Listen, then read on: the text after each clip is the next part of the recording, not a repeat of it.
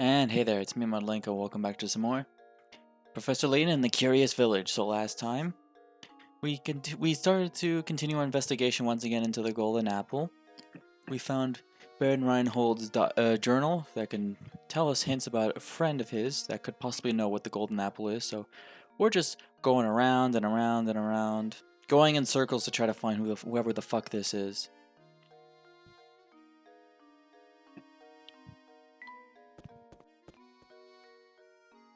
Ahem, you there, yes you. Do you mean me, good sir? Yep, you. This flower vase is yours, alright? I've been keeping it nice and safe for you. I've never seen anyone just forget something like this while shopping. You're a vase? Space case, hard. I'm sorry, but you must be mistaken. I've never seen that vase before in my life. What? This fancy vase doesn't belong to you, so why'd that guy tell me to give this to you? Hmm? What does this man look like? What did this man look like? Well, my hat has a way of obscuring certain details for me. It's the worst, I tell you. Hard. Back to the issue at hand. But back to...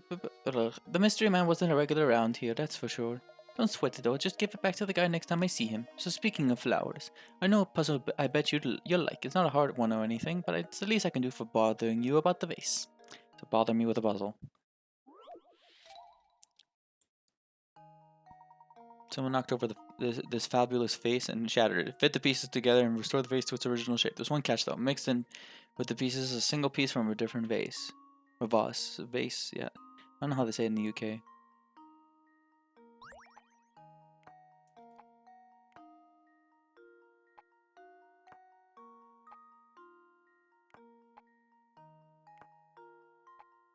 Yeah.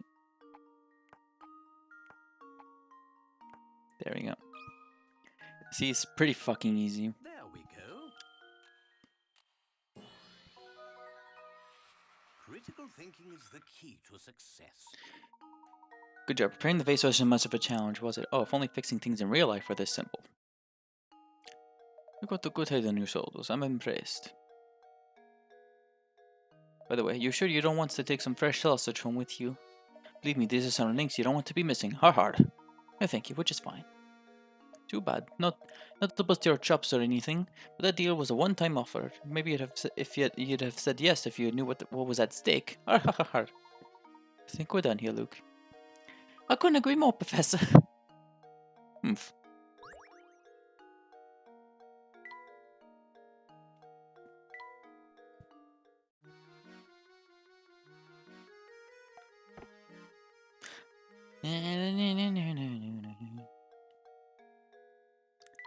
So another journal. Total as I suspected. The opponent hadn't a single piece of good advice for us regarding the Baron's mysterious threat. For it to find the individual we seek, it looks like we'll need to rely on the time-honored technique of taking to the streets and talking to the townsfolk. Yeah, okay, just checking something there. Yeah.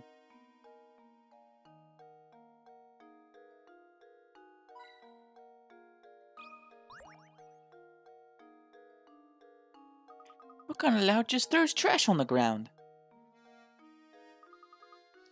What kind of... I'm going to pick it up.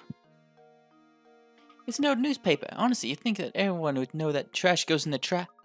Wait a second, you have to take a look at this article. Well, would you look at that? It seems to be Inspector Shelmy. Look at that. Shelmy Hill is a brilliant detective and devoted husband. Shelmy Hill is... yeah. Let's see anything. Shelmy celebrates each successful case with his favorite treat, his wife's sweet potato fritters.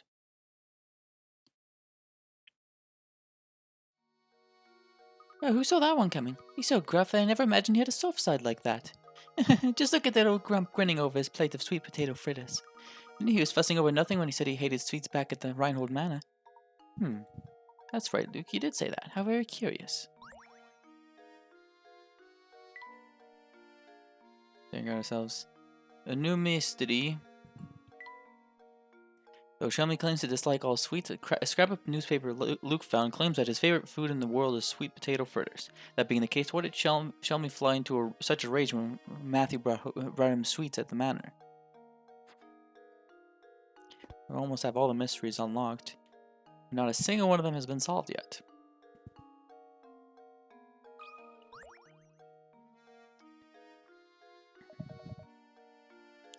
Oh, a customer, welcome, welcome. I have some great deals on sausage today, and my skirt steak will make any plate a fashion plate. Ha ha ha.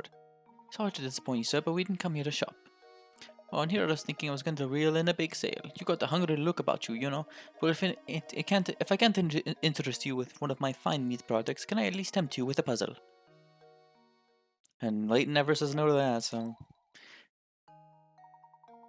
Somebody ate the butcher sausage. Here's what these four boys have to say. B ate them up. Eat the sausage. D ate them all up. I didn't eat them, no way. D and B totally lying. Only one of these rascals is telling the truth, and all the others are needless to say lying. Can you figure out who ate the sausages?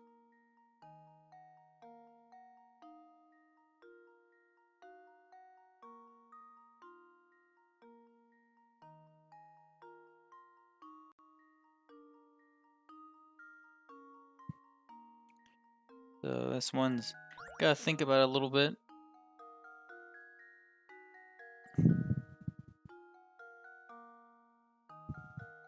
Yeah, just keep on looking at a statement and see how the other ones line up. So C is the one that would end up being Luke, here's my answer.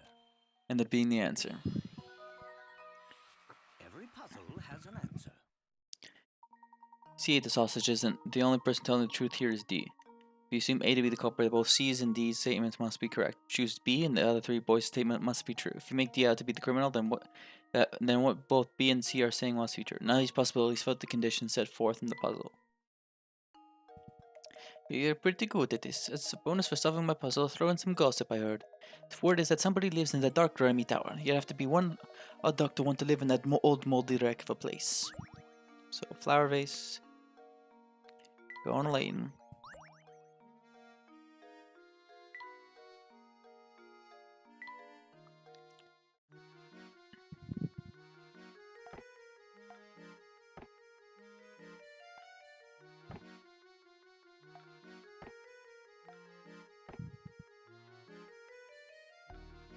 So he says, yeah, I have to keep it like this, yeah. And it's almost done, as you can see. We're almost at the max happiness.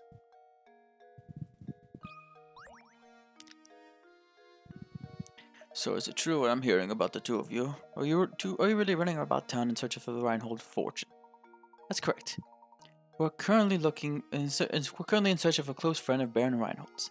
We believe he has entrusted this friend with an important note. Gracious, that's quite a search you have on your hands. Oh, excuse me, my name is Archibald.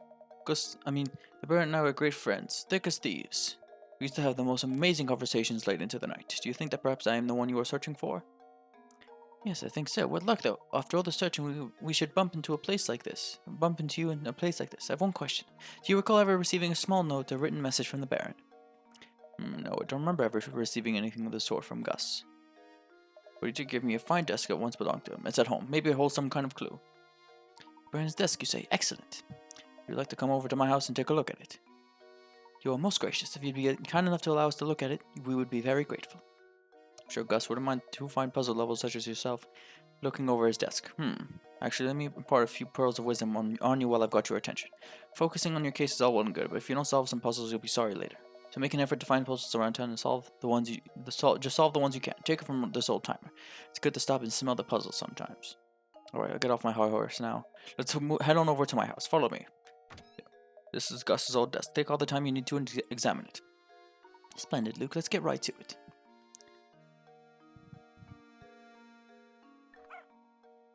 Okay, I can't fucking scratch my nose for a second, goddamn. Shit.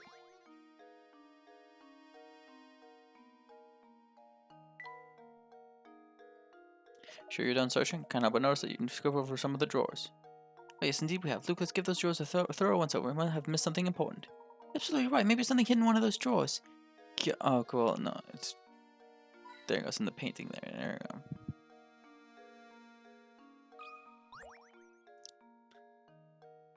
Look, Professor, there's a puzzle hidden in here.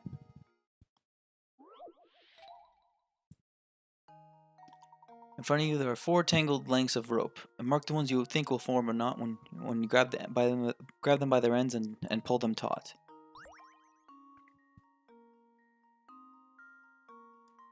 Now, this one's very specific looking. You just gotta notice. Just gotta see which one's overlapping or not. So for B, it's impossible.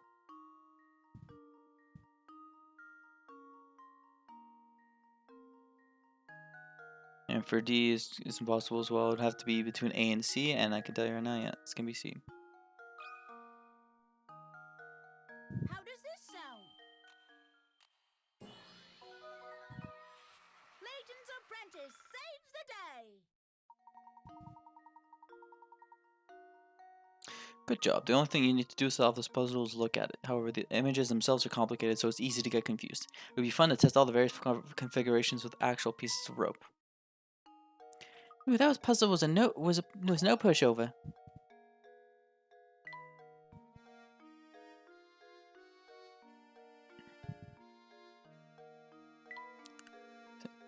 While talking with Giuseppe in the market, I stumbled upon a newspaper article outlining the inspector's latest caller.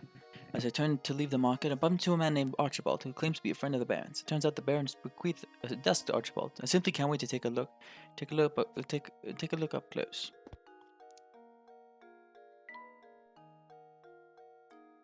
So you got 90 puzzles here. So,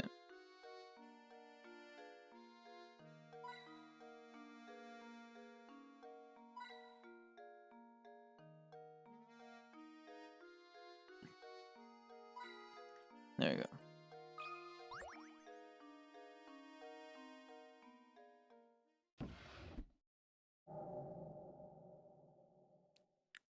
Seems to be a note. May point us in the direction of the golden apple. What do you make of this, X? I'm afraid I just don't know at the moment. Yeah, chapter 5 is now solved. Sorry to interrupt you, but I just received a call for you from the innkeeper Beatrice. Seems she's concerned about one of her lodgers, and she'd like your thoughts on the problem. Well, we'd best go help her. Thank you, Archibald. Now off to the inn we go, Luke.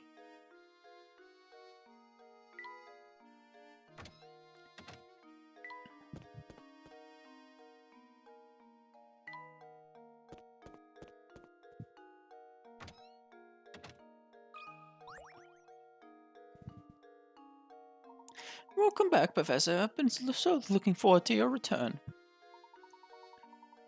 Thank you. Was there something you wish to discuss with me? Oh my, yes, listen to this. One of my guests here just performed a doze and dash routine on me. But the man's gone and so are all his things. I'd like you to bring him back. I'm a businesswoman after all. How can I run a business with a scoundrel skipping out on the bill like this? Do you mind if I looked around the man's room? Please do, look at it all you want. Here, I'll show you in. Yuck! What an absolute pigsty. This whole place stinks of smoke and there's trash everywhere. Beatrice, can you describe this guest's appearance for me? Well, he had a sharp mustache, and it was pretty clear he wasn't from around here. That was obvious. That mustache reeks of smoke. Oh, do you suppose you keep talking about Inspector Shelby? Inspector Shelby, isn't he the self-important windbag who's been up at the Reinhold Manor? No, that's not him. The man who stayed here just looks so much more evil. He's wearing a long trench coat. I'm sure you know the type. Oh, where could he have run off to? Sorry to ask this, Professor, but would you be a darling and find this thief who skipped out of his bill?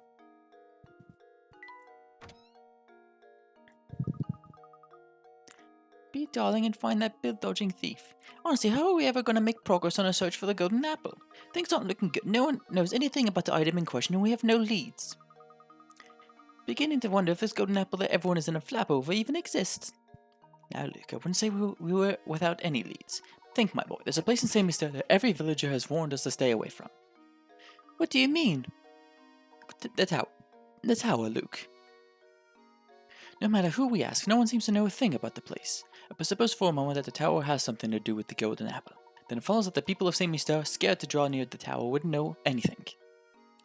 Of course, we need to investigate that tower. The tower marks the far northern border of St. Michel. Let's search the road north of the market for a route to the tower. Chapter 6, The Elusive Tower. Search the village for a path to the tower. About fucking time we get there.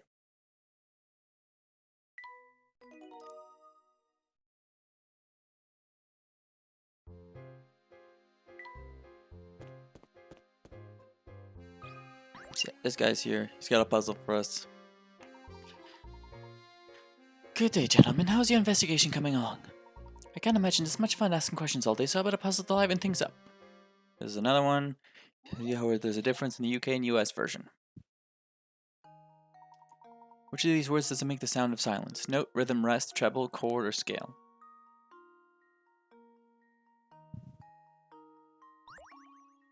So this one's...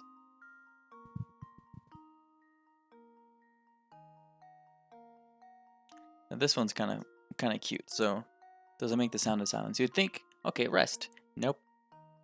Just sound out all the words.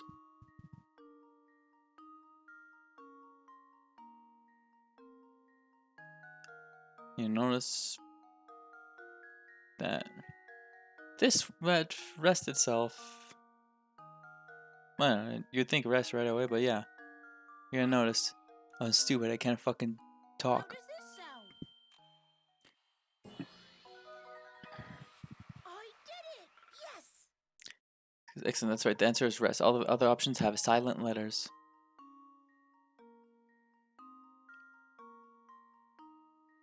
Well, I guess kind of.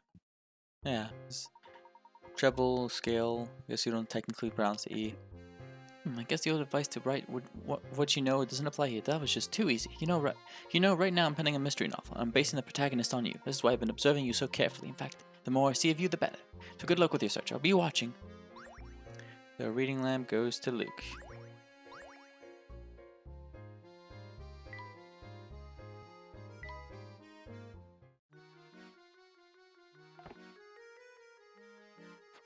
Getting closer and closer. Archibald was kind enough to invite us to examine the desk he received from the baron. Sure enough, hidden inside the desk was a note that seems to have something to do with the location of the golden apple. I'll think on this more later, but for now, Beatrice has asked us to return to the inn, and we mustn't keep her waiting. Beatrice called us to the inn to tell us about a guest who had the audacity to leave without paying.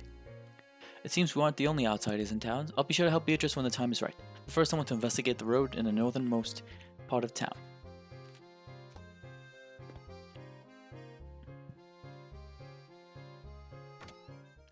So go here again. We're gonna talk to this fucking guy. I am responsible for managing the influx and outflux of residents in St. Meester. In other words, I supervise who gets to stay in this village and who has to be shown the door. If you wish to stay in St. Meester, I strongly advise that you butter me up by solving this puzzle.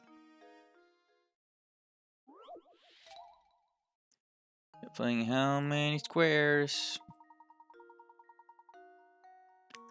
This board has 12 dots on it. Your task is to connect these dots to form as many squares as possible. You can use each dot multiple times and you can orientate the squares however you wish to fit them on the board. However, to be counted as a square, each corner must be on a dot. How many different squares can be drawn on the board? So you can draw them as much as you want here. Technically, like this. I'll just tell you right now, just to save you time.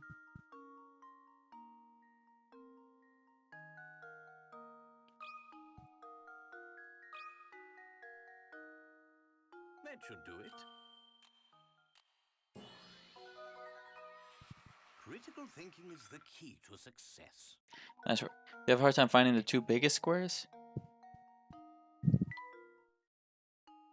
Oh yes, that's the answer. Very well then. I approve of your application to visit St. Meester, but when you have finished your business here, I strongly advise you to leave town.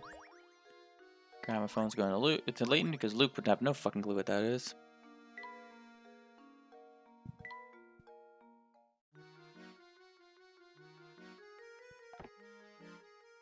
Hang on. Alright, sorry about that. Now we can get back out of here.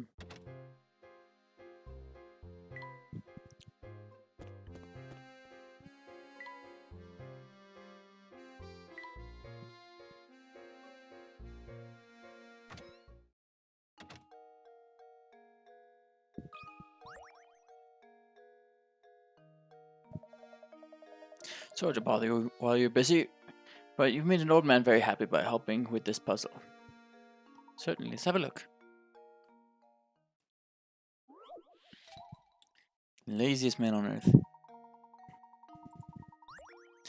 Behold, Before you sits the laziest man in the entire world, known far and wide for his aversion to physical activity. The slug has designed his house so he can grab anything without leaving the comfort of his recliner. Using an elaborate set of tools, including a fishing rod, extendo arm, and high-energy magnets, legendary loafer has put everything in the room within reach. However, despite his efforts, there's one place he can't reach without getting off his duff.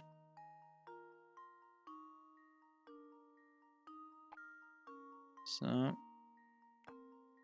just gonna save second. I'm pretty sure that's one.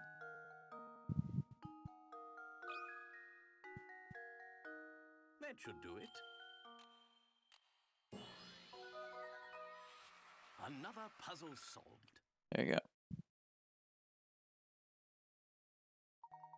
That's right, there's no way for him to reach under his chair without getting off his rear end. If that fishing rod, extender arm, and magnet combo works as well as it seems to in the picture, this fellow may never get up again.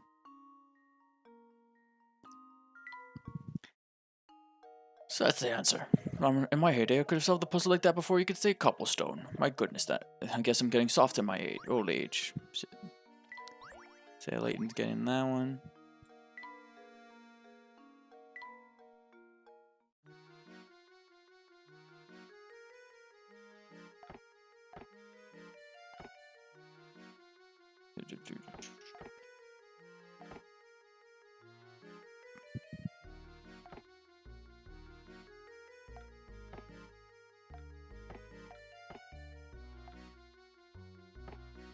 Cozy.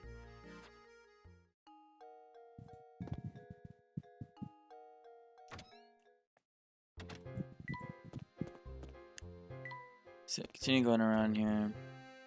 Going to Prosciutto's because he's got another little puzzle for us.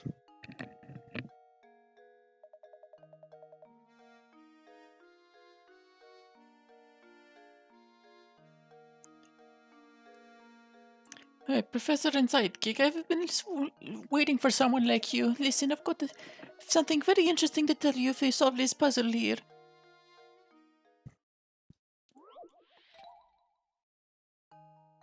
On the way home from the store, you unwrap a perfectly square block of chocolate. Much to your dismay, you find that only four of the 16 chocolate squares have an almond in them. You and your three friends want to divide the chocolate evenly along the lines between the squares. However, just to make things interesting, you decide to divide it so that each piece in the same shape contains an almond in a different location. Good luck. Good luck.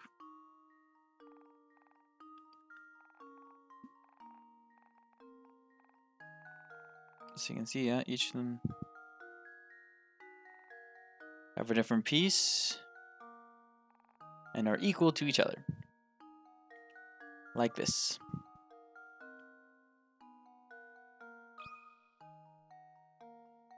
Luke, here's my answer.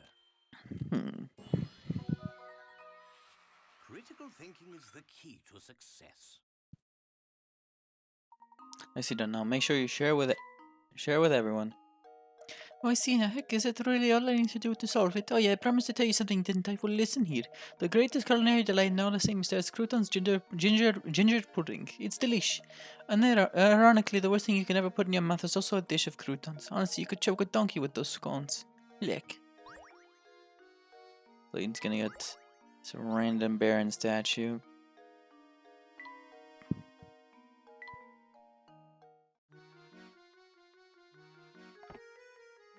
The parent's gaze is a bit unnerving.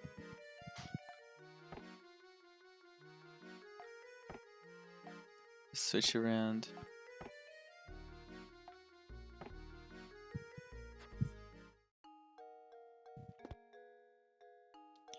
To get out of here. This chapter is pretty short, so we can do it all in one chapter. We're gonna do all this chapter in one.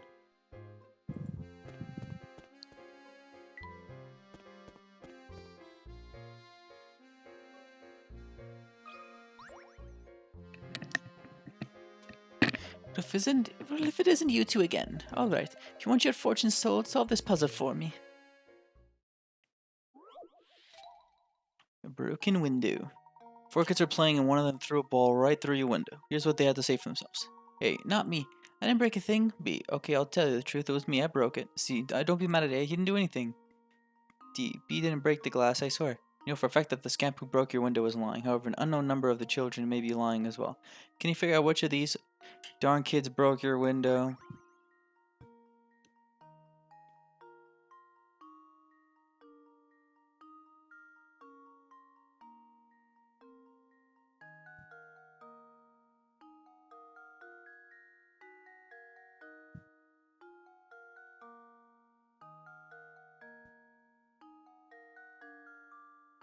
So yeah, this one is pretty simple, just A.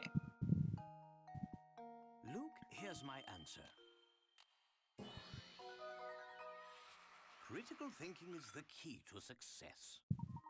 Good job. B and C were also lying about what happened, even though they themselves didn't break the glass. Make sure you give those two a good old scolding. As well. Yeah.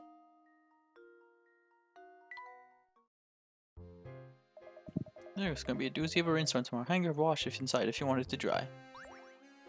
And there's another one of these from her. It seems that destiny has decided they show you this puzzle. Will you triumph or will the gaping maw of fate swallow you whole?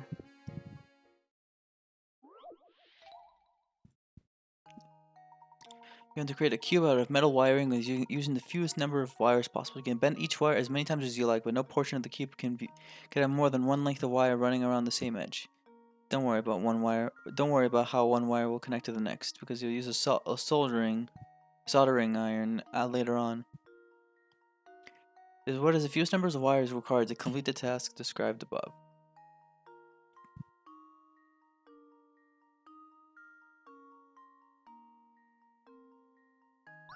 So this one is plenty easy enough. Just easiest hint I can tell you. Think of it like, well, that's gonna tell you here. There we go. So I didn't write it down properly. I noticed my notes. Yeah, I kind of fucked up with explaining this. You need 4 wires to make the cube. 3 straight lines make up each of the cube's 8 corners.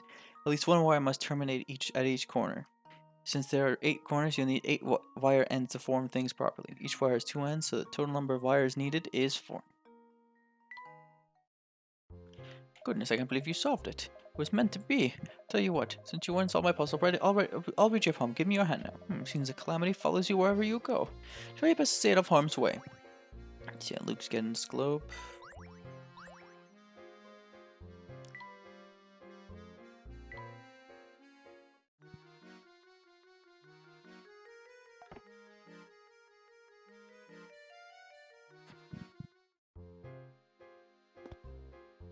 So now we can finally move on ahead into here, the path entrance.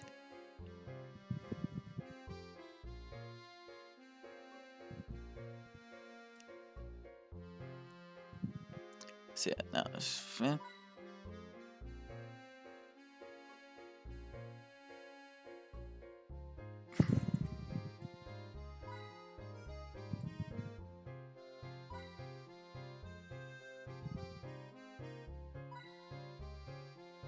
so you got 4 here. And you can take the sign. There's a puzzle hidden here.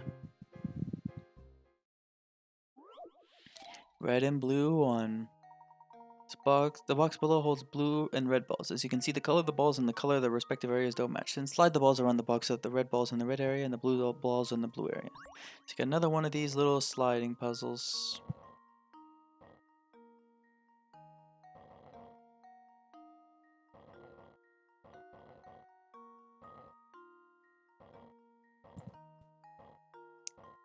God fucking damn it.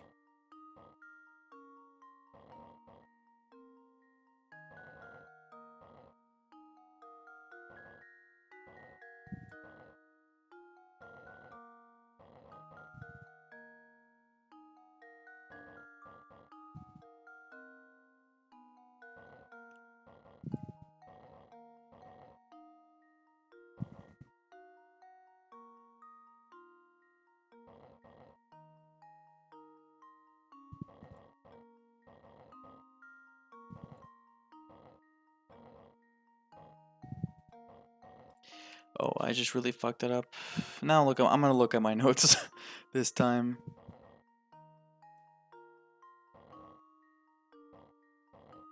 Fucking, there you go.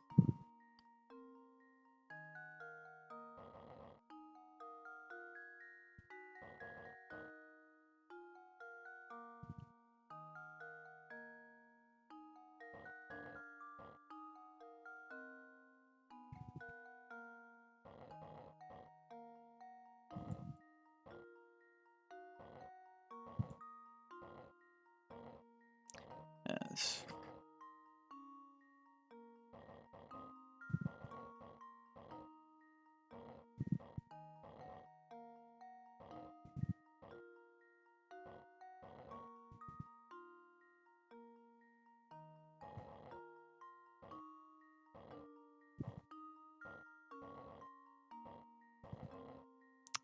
God fucking damn it, no, just follow my notes to the T.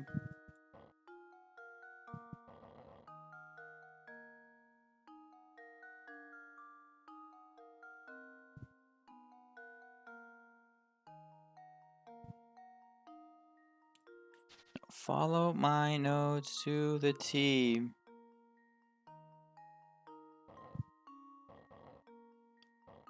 Fucking, I'm trying to fucking drag it properly, god damn it.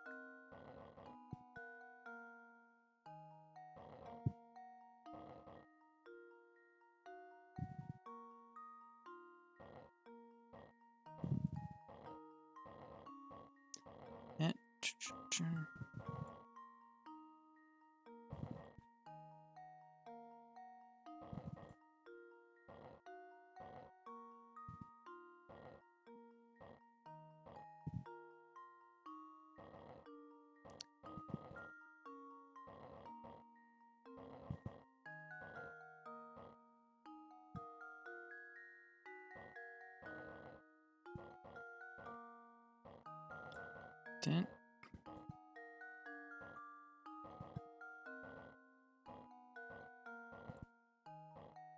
There you go. Now it's plenty easy.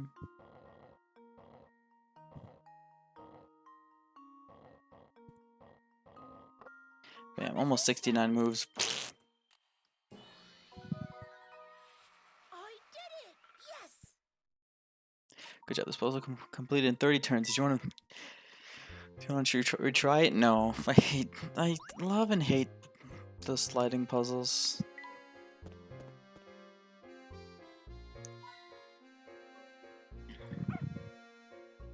Son of a fucking...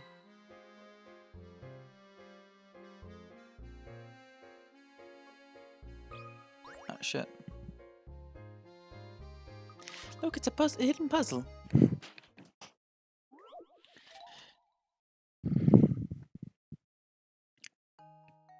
If in front of you sits a blank paper cube that you've decided to paint, you need to paint the cube so that all colors that touch are different colors. Using 3 colors of paint, how many ways can you paint the cube so that it satisfies the above condition? Each painting scheme should be a different pattern, not just the same pattern with the colors rearranged. Also assume that you can't leave any sides of the square blank.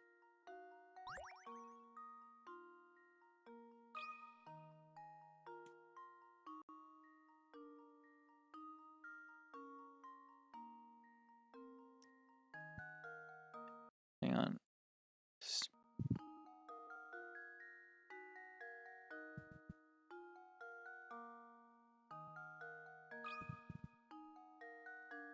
How does this sound? No, it's a...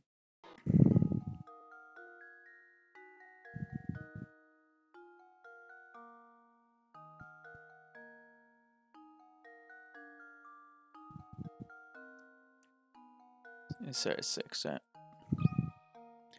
My notes are a bit weird for this one. Sound? What the fuck?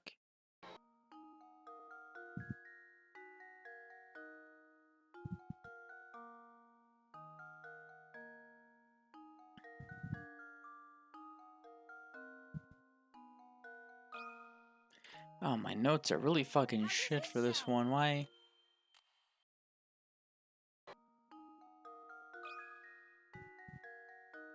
How does this sound? That's 1. Okay, there's only one way to do it. Professor, I've solved it! If you have to paint the cube with 3 colors, and your only choice is to paint the opposing sides of the cube with the same color as seen in the diagram above, even if you were to change where you use each color, rotating the cube proves that you're really just reusing the same idea, painting opposing sides the same color. There's only one unique way to color this cube using 3 paints. A cube that has a standing on 1 foot.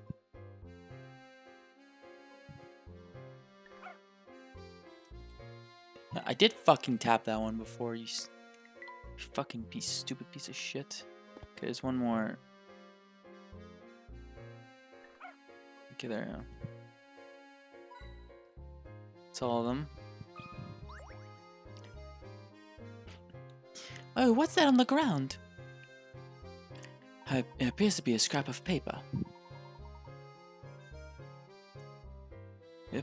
Can you please read what's written on it, Luke? Leave it to me, Professor. The boss hasn't been himself since Lady Violet's passing, and he shows no signs of recovering. That's why I've decided I'll make one as a tribute to Lady Violet. I'm sure it'll put a smile on his face. Oh yes, now it makes sense. Could our mystery author be him? Worked my fingers to the bone trying to cheer up the boss. Looking out over Sammy Stairs, see a thriving, bustling village. For so many villagers to keep him company, maybe he can finally be happy again. That's the end of the page. Professor, what's the matter? You look deep in thought. Can't confirm my suspicions at the moment, but I think it's safe to say this goes deeper than we thought. Alright, that's the one little fucker here. Oh me, oh my, it's not every day I see a handsome buck around these parts. You look sharp and impressive, dearie, but let's see if you got smarts. Try this puzzle on for size. Be happy to solve any puzzle you have, madam, but I don't believe we've met before. You are. You want to know my name, dear? I'll tell you as soon as you solve this puzzle.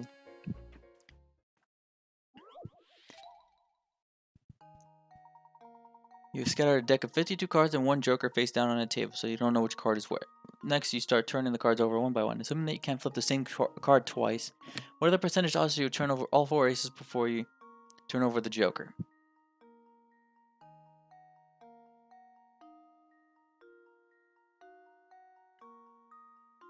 Oh, this one's the easiest probability ever.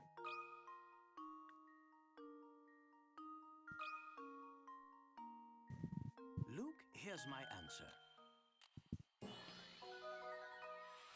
Every puzzle has an answer. That's right. Well, it may seem like you need to take other cards into account. No card in the deck save the joker and 4 aces plays any part in calculating the percentage. Knowing that, you only have to deal with 5 cards in your calculations. The rest is easy. You have 5 cards to flip, and you need one of those 5 cards to be the last. So your answer is 1 out of 5, or 20%. Yes, indeed, that's right. Smart and looks. You're just a total package, aren't you?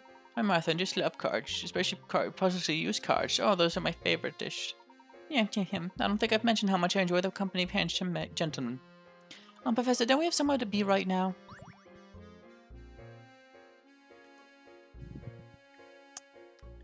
And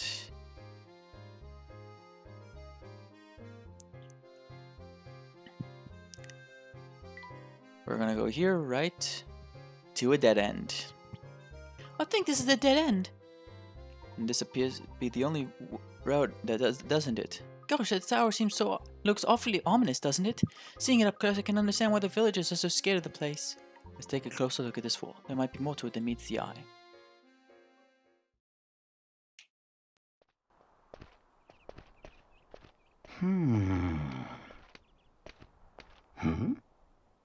What?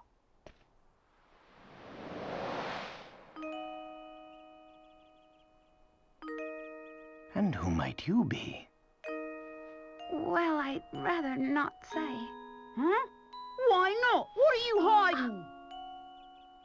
We seek access to the tower. Do you think you could help us, miss? The tower? Huh? Oh, wait!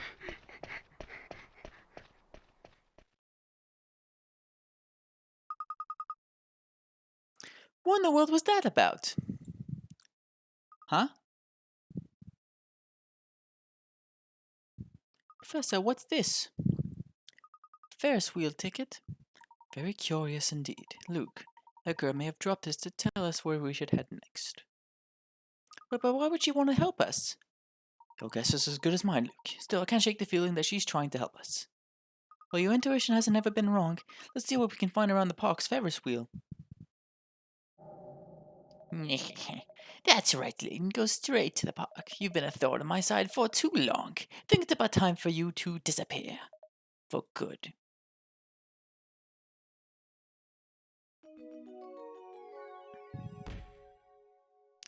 And that will be it for this episode.